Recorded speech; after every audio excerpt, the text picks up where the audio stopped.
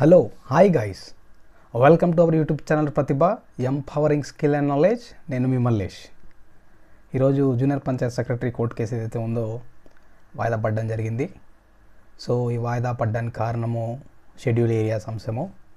So అలాగే మనకు అభ్యర్థులకి చాలా అపోహలు ఉన్నాయన్నమాట. ఇన్ ద సెన్స్ డౌట్స్ ఉన్నాయి. అంటే ఇంకా ఎందుకు ఇంత వాయిదాలు పడతా ఉంది ఈ క్వశ్చన్స్ పైన కానీ ఇంగ్లీష్ పైన కానీ కొంతవరకు నేను కంప్యూటర్ ట్యాబ్లో కానీ వీడియోస్లో కానీ ఎక్స్ప్లెయిన్ చేయడం జరిగింది. బట్ ఎనీహౌ వాళ్ళు ఇంకా డౌట్స్ ఉన్నాయి కాబట్టి కొంతవరకు ఎక్స్ప్లెయిన్ చేసే ప్రయత్నం చేద్దాము. చాలామంది అంటూ ఉన్నారు, నాకు కూడా ఒక ఇద్దరు ముగ్గురు ఫోన్ చేశారు, అసలు క్వశ్చన్స్ పైన హియరింగ్ జరగలేదంట కదా సార్ అని అనడం జరిగింది. అంటే ఏమన్నారంటే ఇంకా హియరింగ్ జరగాలంట కదా క్వశ్చన్స్ పైన, మీరేమో కంప్లీట్ అయిపోయింది అంటున్నారు అని చెప్పడం జరిగింది. క్వశ్చన్స్ పైన హియరింగ్ అనేది జరిగింది. ఫ్రమ్ ఎవరి సైడ్ నుంచి జరిగింది అనేది ఇంపార్టెంట్.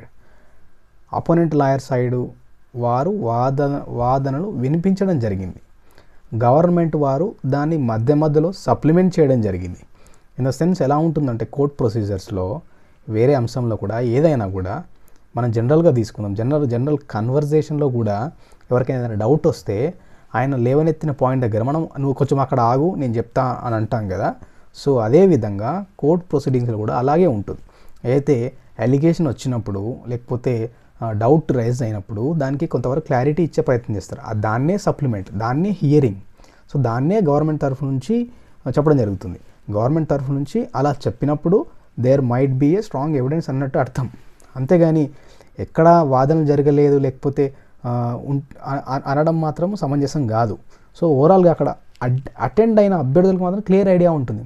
ఆల్మోస్ట్ ఒక 10,000, 11,000 లేకపోతే 30,000 పీపుల్ ఎవరైతే చూస్తూ ఉంటారో యూట్యూబ్లో వీడియోస్ చూస్తూ ఉంటారో వారికి అటెండ్ అయిన 30 పీపుల్కి మాత్రమే కరెక్ట్గా ఏం జరుగుతుందనేది తెలుసు. సో 30 పీపుల్ ఎవరైతే అటెండ్ అవుతారో వాళ్ళకి క్లియర్గా అర్థమవుతుంది. అంతేకాని ఎవరో చెప్పింది మ్యానికులేట్ అని కాదు, కానీ ఎవరో చెప్పింది వాళ్ళకి అర్థమైంది రీతిలో వాళ్ళు చెప్పి వీళ్ళకి అర్థమైన రీతిలో వాళ్ళు చెప్పడం వల్ల ఏంటంటే కొంతవరకు డిస్పారిటీస్ అనేవి ఉంటాయి ఇన్ఫర్మేషన్లో. బట్ ఓవరాల్గా ఆన్ ద రికార్డ్ ఏముంటుంది అనేది ఇంపార్టెంట్. సో క్వశ్చన్స్ పైన హియరింగ్ అనేది జరిగింది ఫ్రమ్ అపోనెంట్ లాయర్ సైడ్. అంటే అపోనెంట్ లాయర్ గారు వారి వాదన వినిపించడం జరిగింది. గవర్నమెంట్ వారు మధ్య సప్లిమెంట్ చేయడం జరిగింది. ఓవరాల్గా కొంతవరకు క్లారిటీ అయితే వచ్చిందనే క్వశ్చన్స్ పైన మనకు కొంతవరకు స్పష్టత అయితే ఉంది అనే నా నమ్మకం. ఎందుకంటే క్వశ్చన్స్ పైన క్లారిటీ అనేది ఉంది. ఇంగ్లీష్ పైన కానివ్వండి, క్వశ్చన్స్ పైన కానివ్వండి, లేదా ఇతర అంశాలు కానివ్వండి, కొంతవరకు క్లారిటీ అయితే ఉంది. నేను నా పాత వీడియోస్ కూడా క్వశ్చన్స్ పైన ఏవైతే డౌట్ ఉన్న క్వశ్చన్స్ పైన కూడా నేను ఎక్స్ప్లెనేషన్ ఇవ్వడం జరిగింది. అలాగే 19 క్వశ్చన్స్ కాదు, ఓవరాల్గా 11 ఉన్నట్టున్నాయి క్వశ్చన్స్. సో ఆ 11 క్వశ్చన్స్ పైనే క్లారిటీగా వాదనలు జరిగాయి. అలాగే ఇంగ్లీష్ క్వశ్చన్స్ పైన కూడా ఒకరోజు కంప్లీట్గా వాదన జరిగింది. దానికి కూడా గవర్నమెంట్ వారు మధ్యలో సప్లిమెంట్ చేయడం జరిగింది. కాబట్టి it will not be a big issue. Questions పైన ఎటువంటి చేంజెస్ అయితే ఉండదు. మనకు ఎస్ఐలో కూడా కొంతవరకు ఒక బెంచ్ నిర్ణయం ఇస్తే డివిజనల్ బెంచ్కి పోయి దాన్ని కొంతవరకు ఆల్టర్ చేసిన పరిస్థితులు అయితే నెలకొని ఉన్నాయి. బట్ ఓవరాల్గా అది ఇంట్రీమ్ రిజల్ట్ని అట్లా చేస్తే ఫైనల్ రిజల్ట్ని government will defend themselves as strong as possible అనమాట. సో అభ్యర్థులు ఎవరైనా ఇటువంటి అపోహలు ఉంటే మాత్రము get clarity from your side. So అట్లాంటి అపోహలు ఏం పెట్టుకోకండి. So government has a clear idea what they are doing and how they will going to take forward this issue అనేది వాళ్ళు పాలసీ మేకర్లు కాబట్టి they will have a clear idea. So ఇక్కడ మనకి ఈరోజు వాయిదా పడ్డానికి కారణం వచ్చేసి షెడ్యూల్ ఏరియాస్.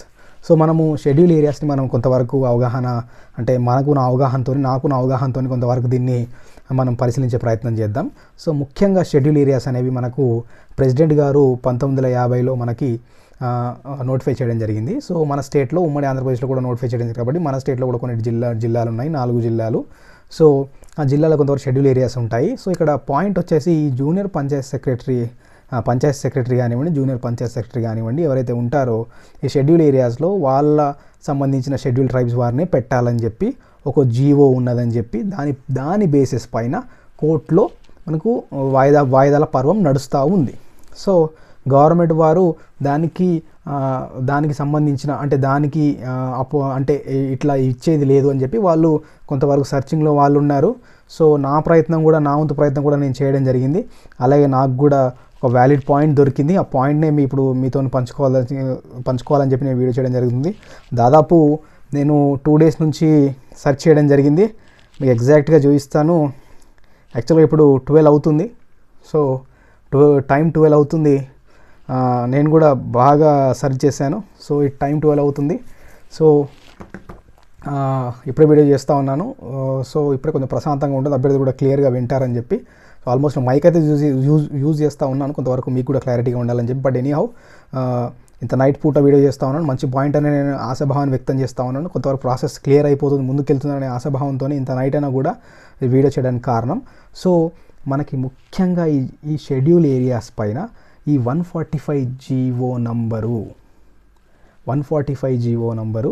2001 ప్రకారంగా షెడ్యూల్ ఏరియాస్లలో షెడ్యూల్ ట్రైబ్స్ మాత్రమే పెట్టాలి అని చెప్పి ఉందన్నమాట. మనము ఈ యొక్క జూనియర్ పంచాయత్ సెక్రటరీ కథనంతా స్టార్టింగ్ నుంచి మనం మొదలు పెడదాం. ఎక్కడ పుట్టింది జూనియర్ పంచాయత్ సెక్రటరీ, ఎక్కడికి వచ్చింది, జూనియర్ పంచాయత్ సెక్రటరీ ఎట్లా క్రియేట్ అయిందనే స్టోరీ అంతా చెప్తాం మీకు వీడియోలో.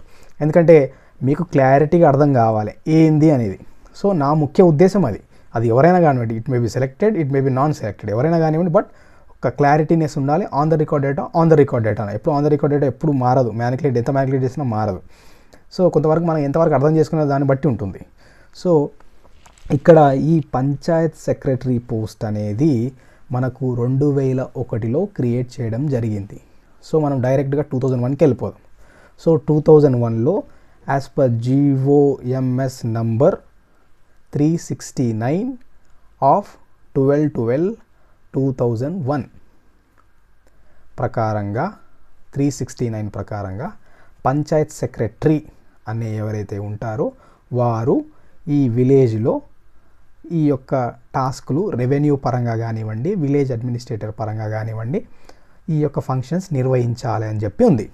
సో ఆ 369కి ఒక అమెండ్మెంట్ తీసుకురావడం జరిగింది. ఆ అమెండ్మెంట్లో ఏం చెప్పడం జరిగిందంటే ఈ యొక్క షెడ్యూల్ ఏరియాస్లో పంచాయతీరాజ్ డిపార్ట్మెంట్ వారు పబ్లిష్ చేయడం జరిగింది అనమాట, జీవోని విడుదల చేయడం జరిగింది.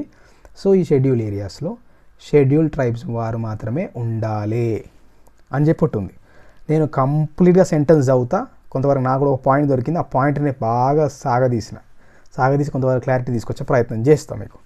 సో ఇక్కడ ఈ పాయింట్ వచ్చేసి నేను పాయింట్ చదువుతాను క్లియర్గా, ఏంటి అంశం ఏంటి, ఇతర అంటే అంశం ఏంటి అనేది కొంతవరకు క్లారిటీ తీసుకొచ్చే ప్రయత్నం చేస్తా. సో మనకి ఈ యొక్క 369 జీవోకే కొంతవరకు అమెండ్మెంట్, ఆ జీవోలో కొంత అమెండ్మెంట్ అంటే కొంచెం ఒక పాయింట్ ఇన్సర్ట్ చేయడం జరిగింది. ఆ పాయింట్ వచ్చేసి provided that all post of panchayat secretary to gram panchayats in schedule areas shall be filled by local scheduled tribes only అని చెప్పడం జరిగింది. సో ఇక్కడ ఏం జరిగిందంటే అలాగే ఈ 369 బేస్ చేసుకొని మనకు 145 అనే జీవో సోషల్ వెల్ఫేర్ డిపార్ట్మెంట్ వారు పబ్లిష్ చేయడం జరిగింది.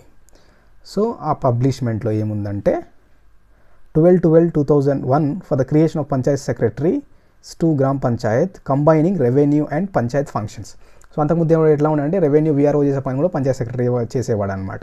సో అలాగే to gram panchayat combining the revenue and panchayat functions in the non notified gram panchayat shall apply to schedule areas in the state subject to notification that under the para 6th of the above GO the following provisions shall be inserted namely అని చెప్పడం జరిగిందనమాట. So ఏదైతే 369 జీవోలో ఏదైతే పారా number 6 అదేదైతే ఉంటుందో దాంట్లో ఈ point insert చేయండి అని చెప్పి ఇన్సర్ట్ చేశారు. కాబట్టి దాని ప్రకారంగా మీ షెడ్యూల్ ఏరియాస్లో 100% వాళ్ళకి ఇవ్వాలని చెప్పి 145 జీవో చెప్తుంది. సో దాని ప్రకారంగానే ఇంకేం వచ్చిందంటే మనకు 45 GOMS నంబర్ 43లో ఏం చెప్పారంటే మొత్తం అంతా ఇచ్చేసేయాలి, షెడ్యూల్ ఏరియాస్లో ఉన్న టీచర్ రిక్రూట్మెంట్ అంతా కంటిన్యూ చేయాలని చెప్పి కొంతవరకు చెప్పడం జరిగింది. సో దీన్ని బేస్ చేసుకొని మనకు స్టే అనేది కొనసాగుతుంది. దీంట్లో నేను కరెక్ట్గా ఇది ఓకే, ఇది అయిపోయింది కదా, నేను పాయింట్ అనేది మీకు కొంతవరకు ఇంకో ఎక్స్ప్లెయిన్ చేస్తాను. మనకు 2001 అయిపోయింది, 2001లో రిక్రూట్మెంట్ అయిపోయింది. 2007లో ఏమైపోయిందంటే మనకు విలేజ్ రెవెన్యూ ఆఫీసర్ VROని క్రియేట్ చేయడం జరిగింది. సో ఇప్పుడు ఈ VRO పక్కకు వచ్చేసారు కాబట్టి రెవెన్యూ డివిజన్ పక్కకు వచ్చింది కాబట్టి పంచాయత్ సెక్రటరీని మళ్ళీ 2010లో ఏం చేశారంటే ఒక జీవో తీసుకొచ్చి 81 జీవో తీసుకొచ్చి ఈ పంచాయత్ సెక్రటరీని 81 జీవో తీసుకొచ్చి ఒక 4 గ్రేడ్లుగా కేటగరైజ్ చేయడం జరిగింది. అంటే రీగ్రూప్ చేయడం జరిగింది అనమాట. పంచాయత్ సెక్రటరీ అనేవాడు ఇట్లా 4 గ్రేడ్లలో ఉంటాడు అని చెప్పడం జరిగింది. సో ఇది బాగుంది 81. సో మనకు 81 ప్రకారంగానే మనకు 2013లో రిక్రూట్మెంట్ అనేది జరిగింది. సో ఇప్పుడు మనం అగెనెస్ట్ మనం దాన్ని కంప్లీట్ అయిపోయిన తర్వాత 2018కి వద్దాం. సో 2013 అయిపోయింది. 2018లో ఏమైపోయిందంటే junior Panchayat secretary as per the GOMS number 82 ప్రకారంగా 2018 ప్రకారంగా క్రియేట్ చేయడం జరిగింది. అంటే మామూలుగా GOM దాని ప్రకారంగా మనకు జూనియర్ పంచాయత్ సెక్రటరీ రిక్రూట్ చేస్తున్నామని చెప్పి ఇవ్వడం జరిగింది. సో ఇక్కడ స్టోరీ వచ్చేసి ఎక్కడ లింక్ అనేది స్టార్ట్ అయిందంటే ఇక్కడ 369 దగ్గర స్టార్ట్ అయింది కాబట్టి 145 దానికి ఫేవర్గా ఉంది కాబట్టి 81 ఉంది, తర్వాత 82 ఉంది, ఇట్లా చైన్ సిస్టంలో ఉందన్నమాట ప్రాసెస్ అంతా. సో ఇక్కడ ఏమంటున్నారంటే షెడ్యూల్ ఏరియాస్లో ఇవ్వడం జరిగింది. ఒక పాయింట్ చదువుతాను నేను, ఈ పాయింట్ బేస్ చేసుకొని మీకు అంత క్లియర్గా అర్థమైపోతుంది. సో ఇక్కడ మళ్ళీ చదువుతాను. In GOMS number 369 Panchayati Raj and rural development department dated 12/12 for creation of 12/12/2001 for creation of post of Panchayat secretaries to gram panchayats combining the revenue and panchayat functions in non-notified gram panchayat shall apply to schedule areas. So ఇందులో ఏమన్నాడంటే ఆయన జీవోలో ఏముందంటే combining the revenue and panchayat functions in non notified gram panchayats shall apply to schedule areas in the state subject to the modification that under para 6 of the above GO the following provisions shall be inserted, namely provided that all posts of panchayat secretary gram panchayat in schedule areas shall be filled by local scheduled tribes only. So ఇక్కడ ఏమంటున్నాడంటే non notified gram panchayats అంటున్నాడు. So అసలు ఈ నోటిఫైడ్కి non నోటిఫైడ్కి తేడా ఏంటి, దీన్ని base చేసుకుని నేను కొంతవరకు నేను సాగదీస్తే నాకు కొంతవరకు ఐడియా వచ్చింది. సో ఐడియాని మేము ముందుకు తీసుకొస్తా ఉన్నాను. సో మనము ఈ యొక్క 2013కి వెళ్ళిపోదాం డైరెక్ట్. మరి రిక్రూట్మెంట్ జరిగిందా 2013లో, అది ఎలా జరిగిందో చూద్దాం. సో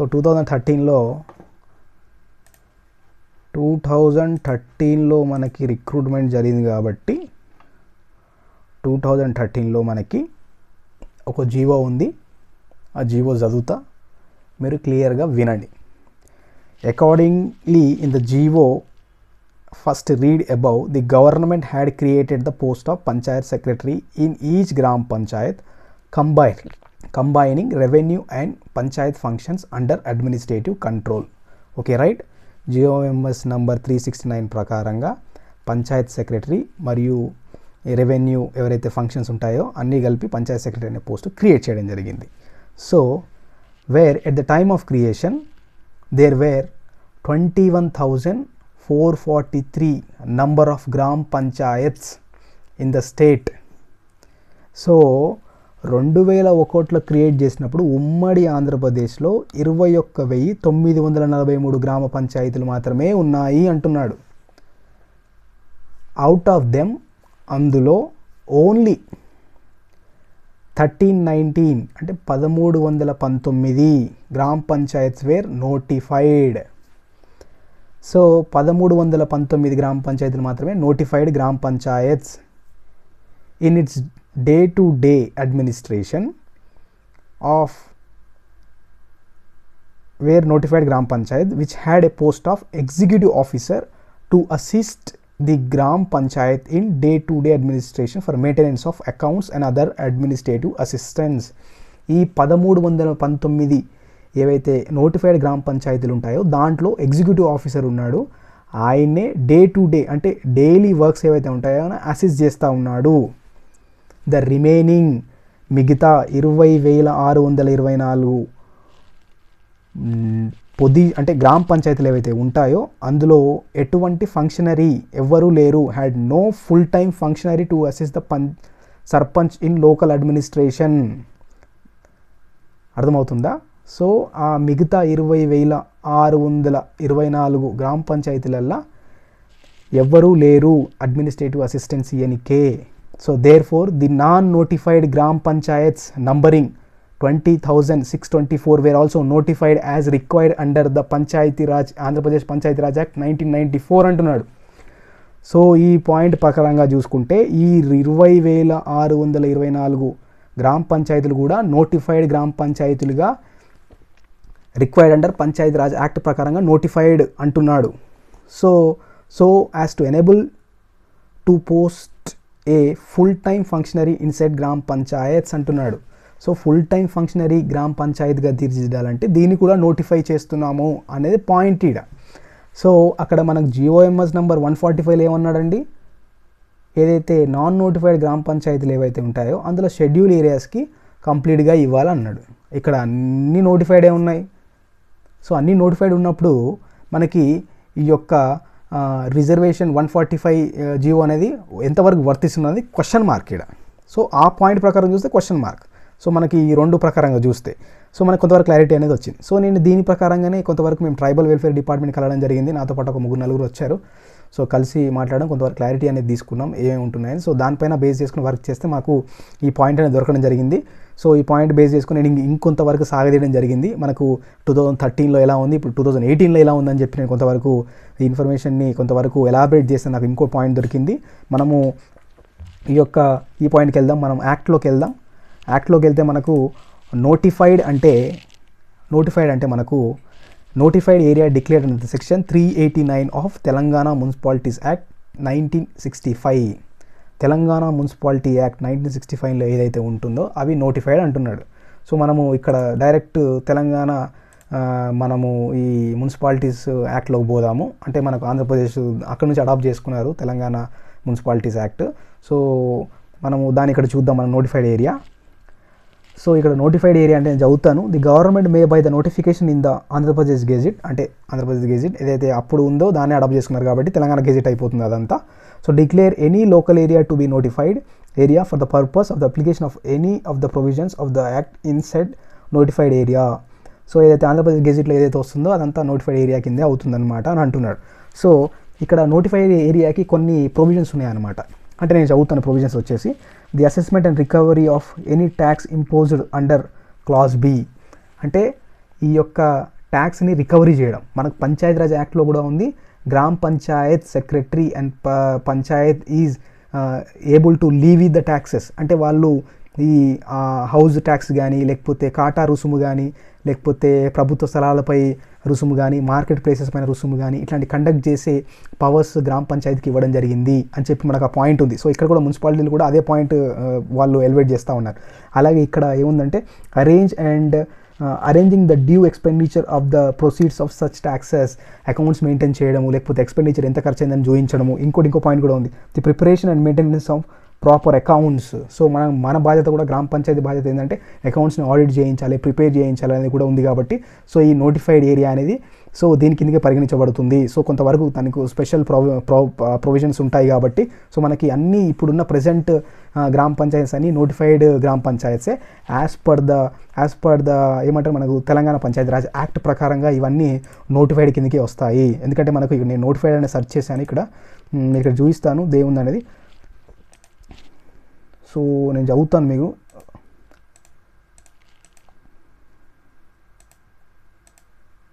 సో ఇక్కడ ఉందండి, ఒక్క నిమిషం వెయిట్. సో ఇక్కడ special provisions in the case of gram panchayat with standing any in this act when a local area is notified as a village under the section 3. Section 3 ప్రకారము ఈ యొక్క గ్రామ పంచాయతీ అయితే నోటిఫైడ్ అవుతుందో, ఆ సెక్షన్ 3 అనేది మీకు చెప్తాను. అయితే సెక్షన్ 3 ప్రకారం గ్రామ పంచాయతీ నోటిఫై అవుతుందో అక్కడ స్పెషల్ ఆఫీసర్ని ఎక్సైజ్ కలెక్టరు స్పెషల్ ఆఫీసర్ని అపాయింట్ చేస్తాడు. ఎందుకు అపాయింట్ చేస్తారంటే సర్పంచ్ యొక్క మెంబర్స్ ఉండరు, గ్రామ పంచాయతీ సెక్రటరీ కూడా ఉండడు కాబట్టి స్పెషల్ ఆఫీసరు ఆ గ్రామాన్ని కొంతవరకు పర్యవేక్షణలో ఉంటుందన్నమాట గ్రామం. సో అది కూడా ఈ పాయింట్లో చెప్పడం జరుగుతుంది. మనం డైరెక్ట్ సెక్షన్ 3కి వెళ్ళిపోదాము. సెక్షన్ 3లో ఏం చెప్తున్నాడు అనేది ఇంపార్టెంట్ మనకు. సో సెక్షన్ 3లో ఏం చెప్తున్నాడంటే సెక్షన్ 3 మీకు ఎక్స్ప్లెయిన్ చేసే ప్రయత్నం చేస్తాను. ఇక్కడ ఉంది సెక్షన్ 3. సెక్షన్ 3లో ఏమంటాడంటే on and from the date of commencement of this act all the villages specified in schedule 8 shall stand and deemed to be declared as a villages by the names and jurisdiction specified in the columns 4, 5, 6 and 7. So అక్కడ notified అంటున్నాడు, ఇక్కడ villages 8th షెడ్యూల్లో ఉన్న village అంటున్నాడు. So అక్కడ notified అంటే అర్థమైంది ఆ విలేజెస్ని గుర్తించడం. అంటే అంతకుముందు ఎలా ఉంటుందంటే క్లస్టర్స్ లాగా ఉండేదన్నమాట. సో ఒక 3-4 విలేజెస్ కలిపి ఒక క్లస్టర్ లాగా, ఒక 5-6 విలేజ్లు కలిపి ఒక క్లస్టర్ లాగా ఉండేది. బట్ ఇప్పుడు ఏం చేశారంటే 300 జనాభా ఉన్న తాండాలు కానివ్వండి, చిన్న చిన్న ప్లేసెస్ కానివ్వండి, చిన్న చిన్న జనాభా ఉన్న విలేజెస్ కానీ దాన్ని కూడా ఒక నోటిఫైడ్ ఏరియాగా గుర్తించడం జరిగింది అనమాట. దానికి కూడా ఒక గుర్తింపు ఇవ్వడం జరిగింది. సో అంటే వాళ్ళు ట్యాక్సులు కలెక్ట్ చేసుకోవచ్చు, వాళ్ళ సొంత సంపద పెంచుకోవచ్చు, వాళ్ళు సొంతంగా ఎక్స్పెండిచర్ని రైజ్ చేసుకోవచ్చు, మేము గ్రాంట్స్ ఇస్తాము అని చెప్పడం జరిగిందనమాట. అంటే వాళ్ళు సొంతంగా వనరులు సమకూర్చుకోవచ్చు అని చెప్పి. సో ఇలా చూసినట్టయితే మనకు నోటిఫైడ్కి నాన్ నోటిఫైడ్ కొంతవరకు అయితే క్లారిటీ అయితే రావడం జరిగింది. సో ఈ పాయింట్ ప్రకారంగా చూసుకుంటే GOMS నెంబర్ 145 ఎంతవరకు వర్తిస్తుంది అనేది ఒక క్వశ్చన్ మార్క్. సో నాకైతే క్లారిటీ అయితే ఉంది, బట్ నేను కూడా కొంతవరకు మీకు క్లారిటీ తీసుకొచ్చే ప్రయత్నం చేశాను.